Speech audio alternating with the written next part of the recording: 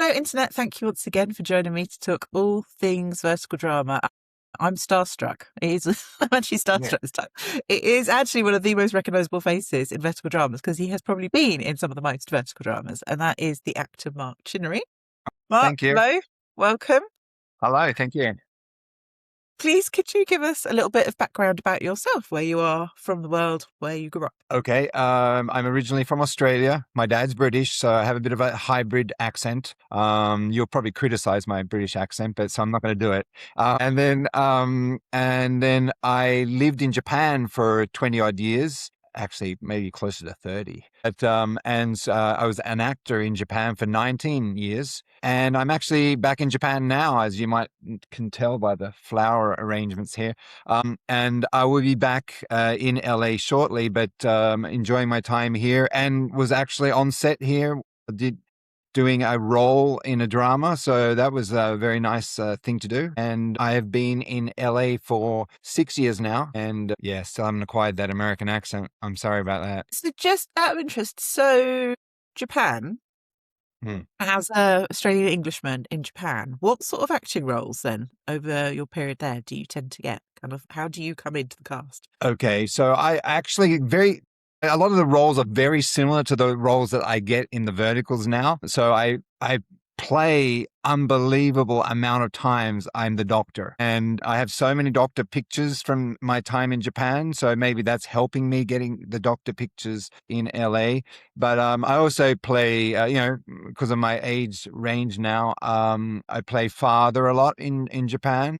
Same in verticals. We do play a lot of US soldier because there's always war stories. And then there's also the businessman shaking the hands, doing the done deal. But I'd say military, doctor, pilot, lawyer, businessman. Yeah, basically. Very professional then. Yeah. But I do like doing the evil roles too. They're a lot of fun. Yeah. So when you went to LA, how soon from when you were there to this word microdrama or vertical drama or mobisode came on your radar? Okay, so like I said, I've been there for 6 years. I came just before COVID, and I was on set March 19 when they said, "Okay, everybody, go home. COVID has hit our place, and now we have to get everyone home. Go home, go home." So that was a bit of a turmoil that I had to face. But that was 2020, and I do believe my first vertical was 2023. So 3 years later, I met the vertical world. So one of the things people often say is just that there wasn't much of the work. There That wasn't much just there work wasn't. around.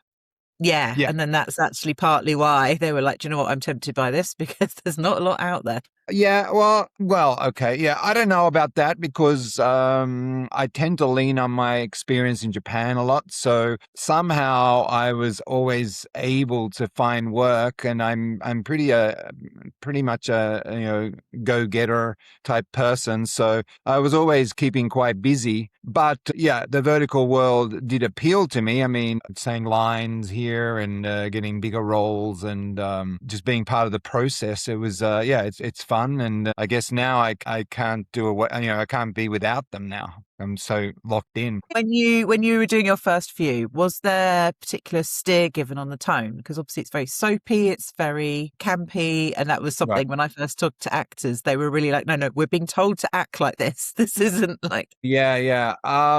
Well, Japan again. Once again, so sorry to keep on bringing it back to this, but they're my roots. So Japan has emphasis on doing everything big. So everything's like exaggerated. And then some of my friends that are that left Japan and went back to the States, they were told that they have to bring their acting down.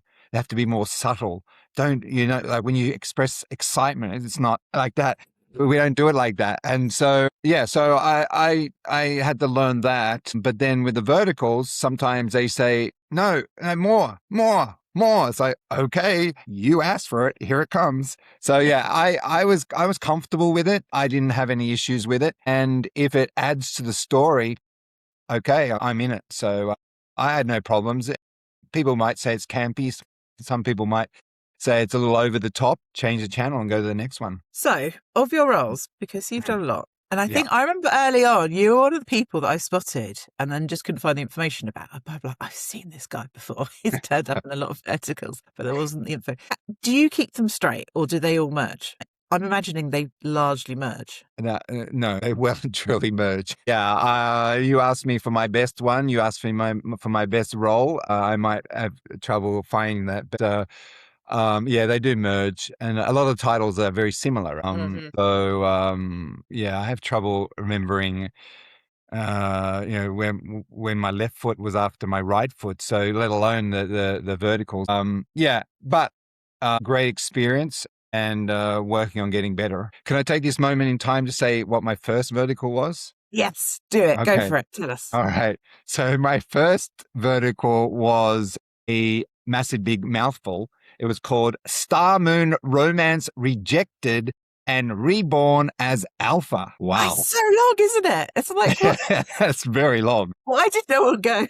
Yeah, at the time it wasn't that long, but they changed them all the time. The titles always change, and sometimes it's hard to find your work because it's changed. And so this one changed too, and I thought, wow, you changed it to a whole big mouthful there. But the funny thing is about that one was that it was either the first one or the first or second one for a lot of the big names in the industry. So there was like Sofia Delucci, Felix. I don't even have to say his second name. Everyone knows who Felix is, but I'll say it. Felix Merback, and then Merback, sorry. And then Grace Swanson, all names in the industry. I mean, they're pillars of the industry now, but at the time they were just like me.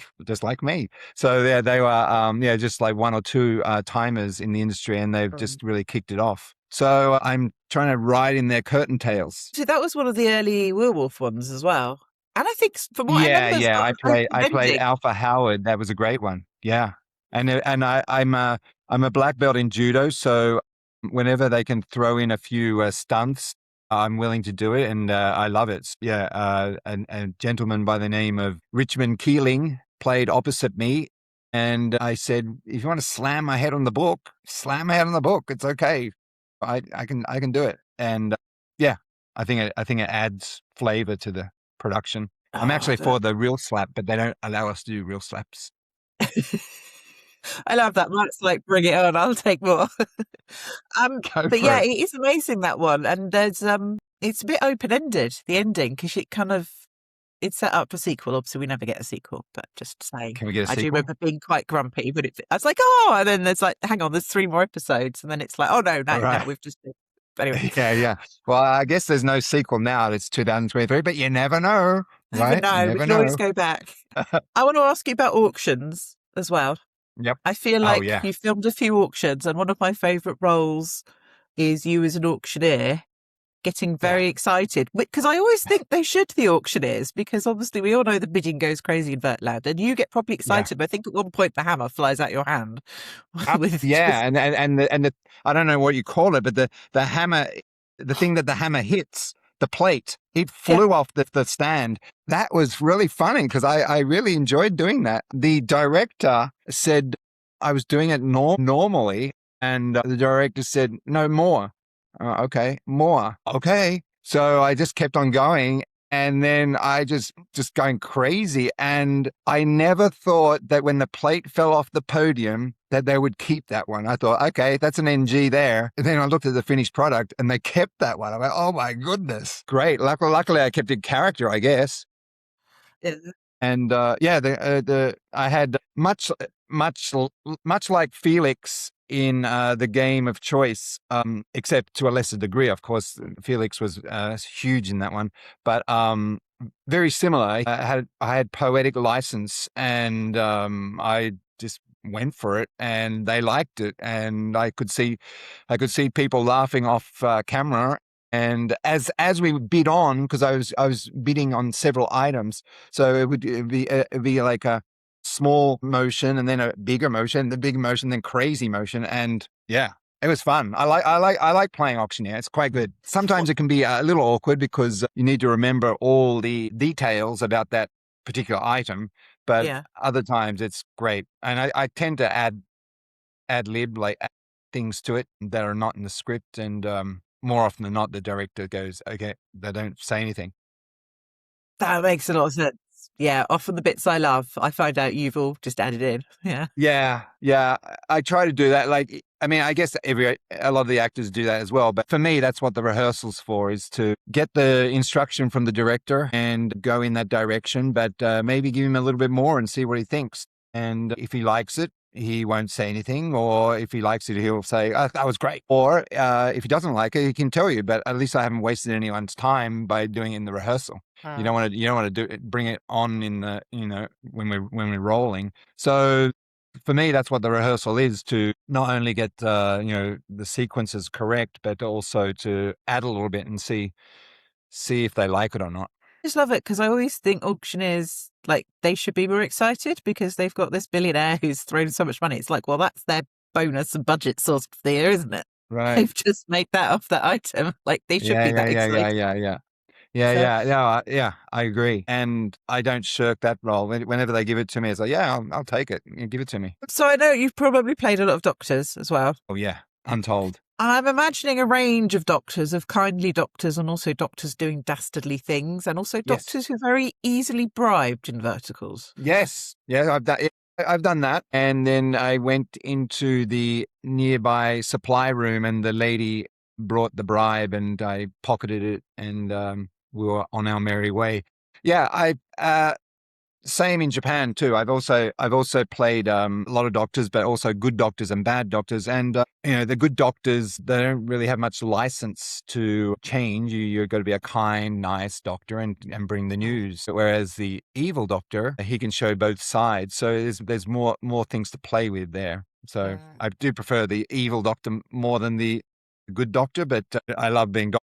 I play doctor so much that I actually have a lab coat and and scrubs, and I also have a stethoscope. Oh, I love it. So you're like, I'm Brit people. Tell me where you need me. So obviously that's how I first really noticed you with these kind of obviously sort of key role to the plot if you need, you as the doctor or that to move it on. Yeah. But then there's also, you've played quite a lot of fathers as well, I would say, in verticals. Yeah. Are there any, I particularly want to talk about Game of Choice, but are there any other roles that particularly stick out where, you did get to have a bit more time and sort of build a relationship with the son or daughter? Oh, wow. Oh, you got me there. Well, yeah. I haven't actually, surprisingly, I haven't actually worked with that many younger talent. So like in their 10, 10, 11, 12, 13. I haven't really worked with so many. In fact, towards the end of the year, that's when I started to do more with the kids. There's one out now. Don't ask me the title, but there's one out where I was playing the butler and a young, very talented actress there did a great job. And I got to work with her and building the character, but also, helping her feel relaxed. But she was great. So as for working with kids per se, as a father, I haven't really done that in the verticals because I'm at the age where my kid would be in his 20s or 30s. I mean, I do have an age range, but yeah, I can't. That nothing stands out to me for that. No, because obviously the one that stands out to me is sort of a short but impactful role in Game of Choice. Yeah, that was a short role, but very very, how could I say, hard to do. Well, I say hard to do. I can cry on cue, but it wasn't just crying.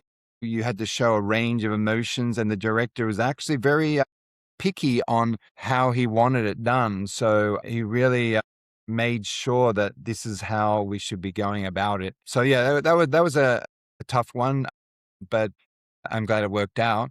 And I enjoyed doing it. But yeah, sticks in my mind because that director I have worked with 1,000 times.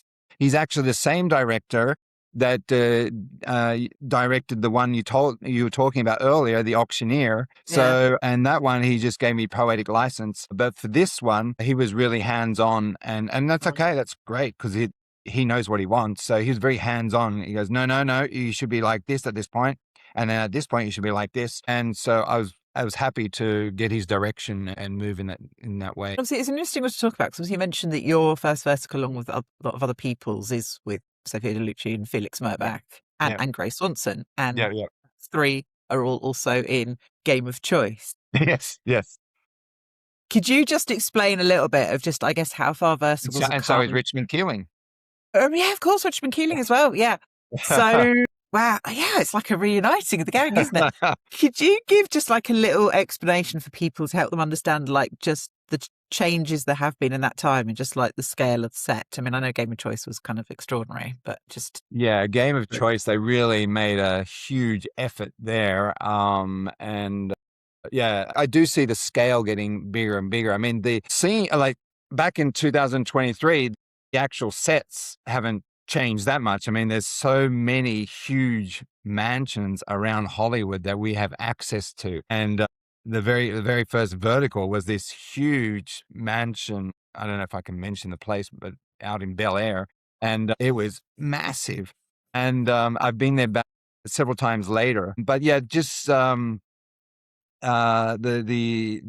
effort and the direction it's going in. Yeah, it's like Game of Choice was like, wow, blew my mind. In fact, they didn't get enough material, so we had to come back another day and film. And just yeah, I look forward to 2026. We're in 2026 now, but I look forward to getting back to LA and working some of these projects now, because I think the scale is, I mean, if that's the stereotype from now on, the Game of Choice, then wow, we're looking at some really fascinating sets coming up. Should be interesting. What has also changed would you say, are there any other changes? Is it like, has crew numbers increased? Are time scales longer? Or is actually a lot of it pretty much the same sort of crew, still very fast? It's pretty much same. Of course, people are hopping on the bandwagon a little bit, so you'll get new production companies cropping up and trying their hand on verticals. But you have the tried and tested production companies still churning out one after another. But yeah, that's interesting that you'll hear a company that you've never heard of before is like, another one on the horizon. Okay, great, interesting. More creative projects out there for us, so that's interesting. But I don't think they're scaling back on the crew, but I also don't think they're crew. Nothing really changes there. There's no much room for background in verticals because it's just it's the nature of the thing that it's vertical. So you can't really fit too many people in the crowd. So you'll never see the Hollywood production, 100 people, 50 people, background people in there. There'll be, I think at max, might be 5 or 6 back people. So that's really synonymous with verticals. I don't really see that many changes, just like we talked about. Just the storylines are getting more and more dramatic. And I've noticed that some of the people are saying, let's move into this, and let's move away from the werewolves, and let's move away from the billionaires, and let's move into this. And I'm okay with it as it is, but I'm also willing to move on and go in as well to cater for a wider expanse of audience. I think maybe, for example, if you're like me at my age, I guess people in my age group are going, let's make the older people center to the story, and sometimes we are, but I know what the audience is. But some of the production companies have tried where they've had older people. The audience really doesn't want to see older people in a romantic situation. It's like, oh gosh, please. Cringe. Yeah, there's probably a cringe, isn't there? It's true. Yeah.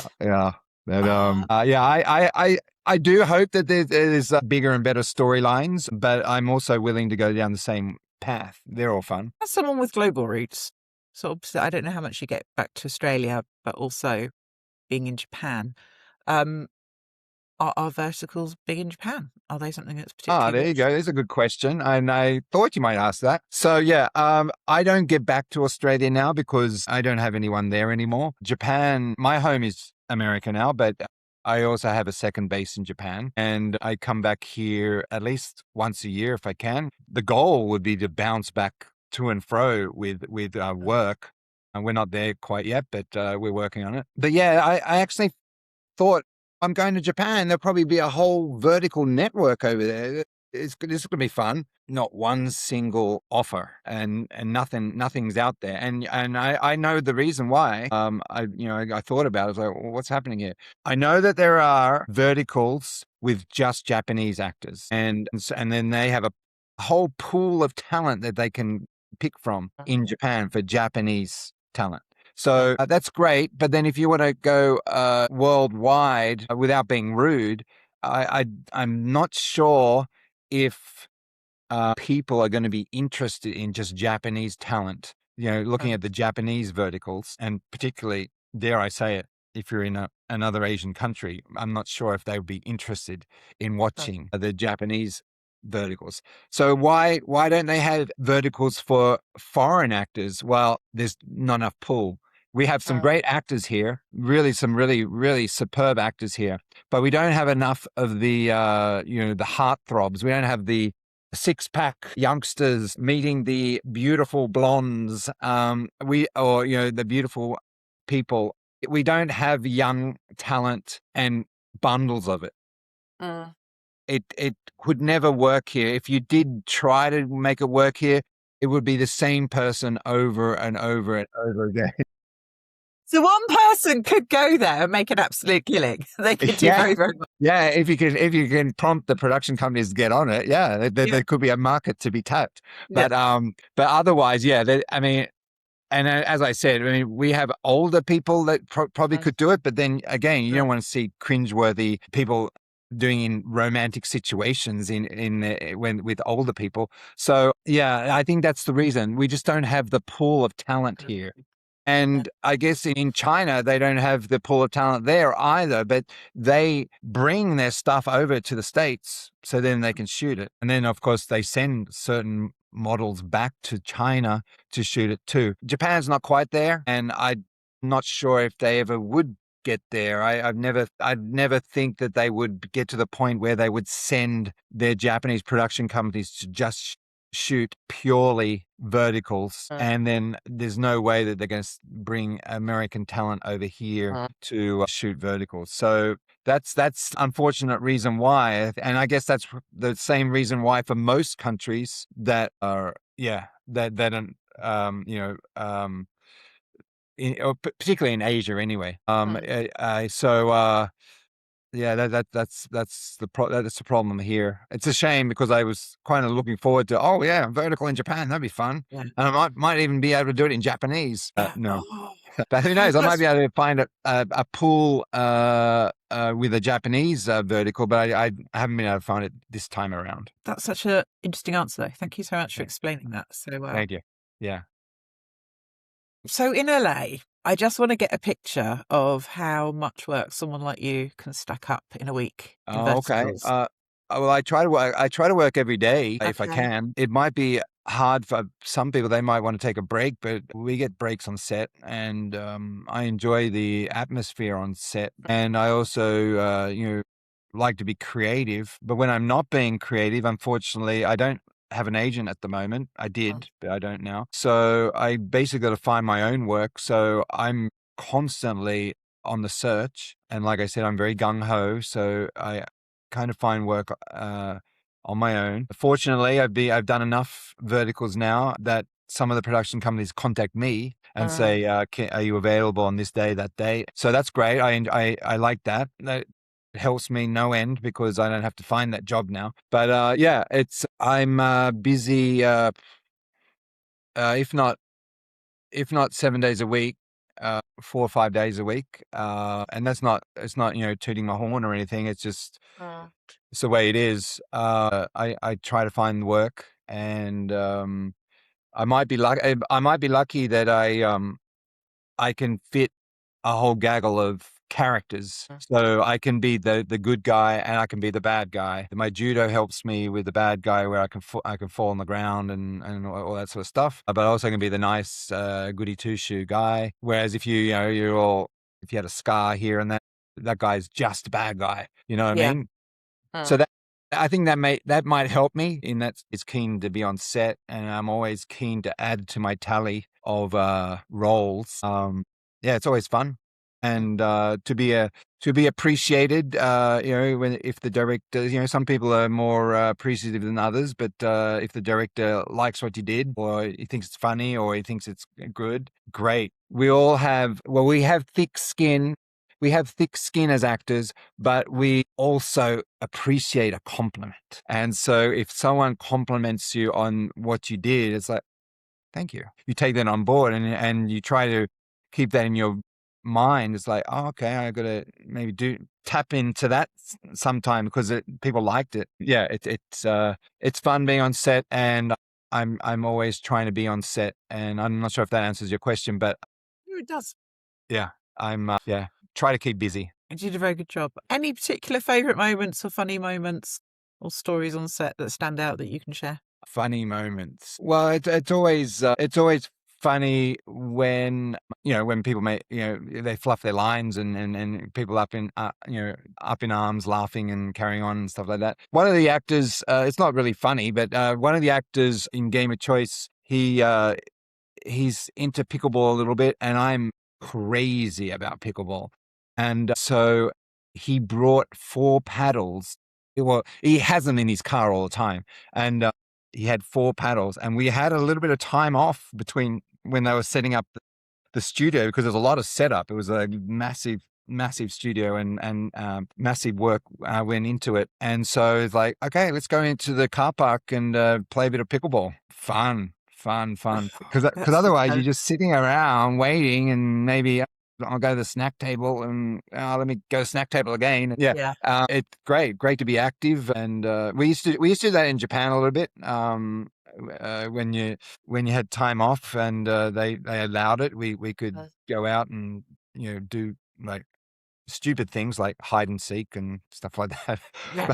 That was appreciated. He brought his paddles and we did that. Nothing really stands out for me. Well, I mean, I personally, we've already talked about it, but I personally like that auctioneer thing. To me, I could not believe that they kept that in the shoot where the plate fell off and I picked it up and put it back onto the podium. I can't believe, and he was going more, and it's just crazy. It was just like great crazy because I loved it. I loved doing it. And that was a lot of fun and people laughing and carrying on. I did have, what is his name? The Duke. Can't remember the title. I'm sorry. I played the Duke. Anyway, so I had to be very British, but I had to be quite funny. And it was a riot. The director just kept on telling me, no, maybe try it like this. And then I do something and that he approved of. And oh yeah. And they were in stitches. The story is important, and it's not all about the one actor. But if they want me to do stuff, I'll do it. He really liked what I did, and we were on that set for 6 or 7 days, and he's always saying, bring it on, and I was willing to give it. I actually haven't seen that one yet. It took a while coming out, and I'm not even sure if it's out yet, but can't wait, because he kept on telling me, have you seen it? I was like, I don't think it's out yet. So I've to look that one up. We'll look that one up. Yeah. I was the Duke something. Yeah, so it's funny. For you, for downtime, I'm always fascinated as an actor. Like, what do you actually like to watch? And can you sit and watch and enjoy things, or does it go into slightly work mode of like, oh, I wouldn't have made that acting choice? Here's where I'm different, and I don't like this bit of me. I do not like to, how can I say it? I don't want to be influenced by other people's acting. I don't want to be a follower. So I tend to just focus on my work and try to do it the way I perceive it. And then, of course, get input from the director for the role, and then work off the other actors as well, and then any advice they might have. But so I tend not to watch a lot of TV or movies. and I don't critique them when I'm watching. No, I don't critique other people's. I would have done it, so I would have done it that way. No, I don't do that, but I also don't watch a whole heap of it. In my downtime, I'm basically shutting off from the world, and I go into pickleball mode. Cool. It's Excellent. just pickleball. My house is literally 2-minute walk from a pickleball court. So I mean, how can I not go to the pickleball court? So playing pickleball or doing other sports. For me, sports is my outlet. Also keeps me fit. So to answer your question, no, I'm not super critical of other people's acting. I do not want to take from their acting and put into my acting because I want to be my own specimen, and I don't watch too much TV and movies, basically. I'm now thinking there needs to be a pickleball vertical. I think there should be two. We've had tennis. Why not pickleball? I mean, why not? Because it might not be big in other countries. I'm in Japan now. It's getting bigger, but it's very hard to find a court. It's like, we need 4 people. Oh, it's already booked. It's already full. Sorry. Yeah, it was really hard. I ended up giving up, but in America, oh my gosh, it's out of this world. And I think it's the fastest rising sport in America. So it wouldn't surprise me if it's an Olympic sport at some point. But I do think that there should be a pickleball vertical, because then you're kind of hitting on the sport that's taking off, and the verticals are taking off. It's like to me, it's a surefire winner.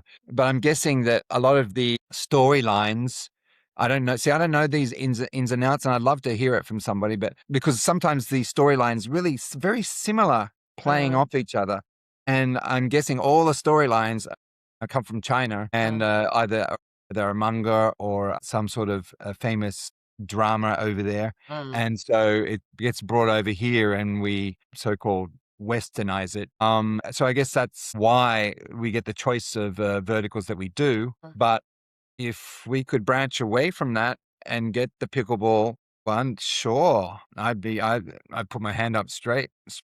I'm right now thinking, because I think there's more happening now. It's going to be one of the big things, I think, of 2026. There's going to be a lot more original stories, as well as obviously continued Okay, great. adaptation of Chinese IP as well, because it's proven to work. Yeah. I'm thinking you could do like a Star is Born kind of story with pickleball. Yeah. Work. You as kind of the mentor, and then I feel there's something there. Right, we're just going to pitch that. Well, I did play tennis coach, not on a vertical though, on a horizontal. I did play tennis coach towards the end of the year last year. No, I think it was in November. That was a lot of fun. And then the actor, I don't know if I can say it, but he wasn't much of a tennis player, but he looked like the guy. I actually had to mentor him. I actually had to teach him how to play. And then they were just doing the hitting the shots from the baseline. They wanted like a collage of shots of this guy playing really good tennis. And I said, well, I mean, you can just get him hitting off the back baseline, but what if you get him serving? What if you get him at the net volleying? Get him in different places playing. You don't want to just do him on the baseline, because volleying, he can look really good. And so they took some volleying shots, and they had him serving, and they had me serving, and getting some velocity off the balls, and saying he did it. But actually, sorry, and so I think I'd love to be a coach or a player in a pickleball vertical. But I wanted to get back to what we were saying, that there's more and more stories likely to come out, and original stories coming out 2026. I did actually notice that some of the actors themselves have become producers and writers, and actually they coming up with some stuff. So that was one, surprising, but also 2, very interesting, and 3, I can see that they're probably going to bring in some original stories and scenarios. So that 2026 looks good. I'm just going to end with, I feel this is slightly cheeky, but it makes sense to ask, given you know Japan so well. Okay, travel tips for Mark. Okay, 2, 3 things people should do in Japan. Okay, you got me, because I've lived here for so long. I'm no longer a tourist, but I will tell you one thing. Tips. One thing you should do is come here, forget your diet, and just go on a food eating tour. Just eat everything, because whatever part of the region you go to, the food is different. So if you go to Hiroshima, they have these okonomiyakis, which is kind of like a Japanese pizza. They call it Japanese pizza, but it's not Japanese pizza. A bit okonomiyaki that you make on yourself on a grill, and then there's all sorts of great food here. There's no tips, and that you can find it. It's quite manageable, and then the exchange rate is perfect for Americans coming over here.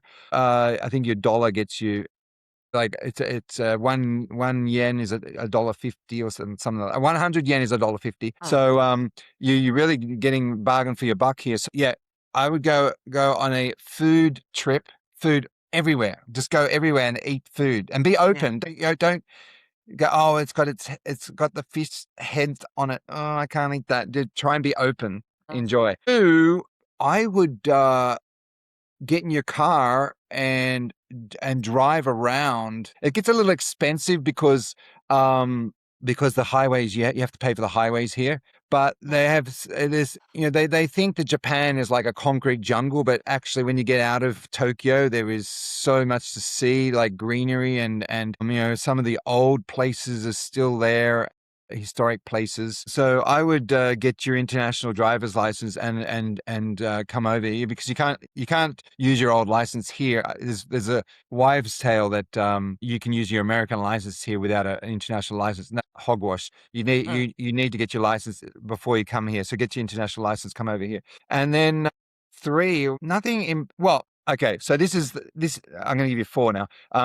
Three is what all the guidebooks are saying. If you like temples, go to Kyoto, because there is an abundance of temples, and you can go forever looking at these massive old temples, and they've all got their unique styles and beauty, and that's a trip in itself. So you should just do Kyoto by itself. And then four, we just have an abundance of places to see here in Tokyo.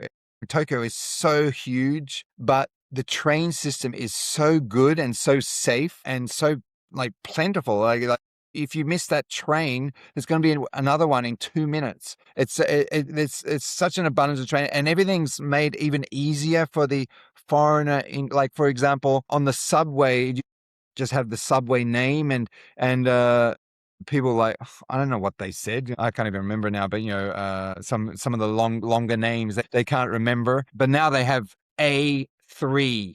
Next station is going to be A4. So you just have to remember the number. Wow. Yeah. So they made it easier for sightseeing over here. And I would take the train, subway, and just hike around. Asakusa has temples, and they have little, markets there in Asakusa. You have the Tokyo Tower. You have Shinjuku Gyoen, which is beautiful for flowers and stuff like that. There's just different areas there that you can go, and just going on the train is a trip in itself, because of the etiquette and the manners that they have over here. So I'm from Australia, and it's very kind of similar to America, maybe not as rowdy, but people just talk loud, have loud music on and stuff like that. Not in Japan. If someone's phone rings in the train, you're if someone talks on their phone, it's like, whoa, what are you doing, dude? But yeah, it's just quiet as a mouse. I mean, of course, at nighttime, after people have gone drinking and stuff, it gets a little bit rowdier, but during the day, it's quiet as a mouse. You can't even hear a pin drop, and that's kind of unique, right? It's not something we experience in our own cultures. Taking the train around is also something you should do. Train and subway, and not expensive either. And you can also get day passes, so it's kind of cheap. I knew you were the person to ask. I was just I have an instinct. Mark's the person to ask about this. So I'm right, planning the trip to Japan now. I can't thank you enough, but also thank you for just all your acting roles, because honestly, you've brought me so much joy, and loads of people. Oh no, thank you. The Adam Chisnell said, "Oh, you should get an interview from Jen." I was like, "Well, I mean, it's not for me to ask." I was waiting. The Adam Chisnell, because his site is the Adam Chisnell.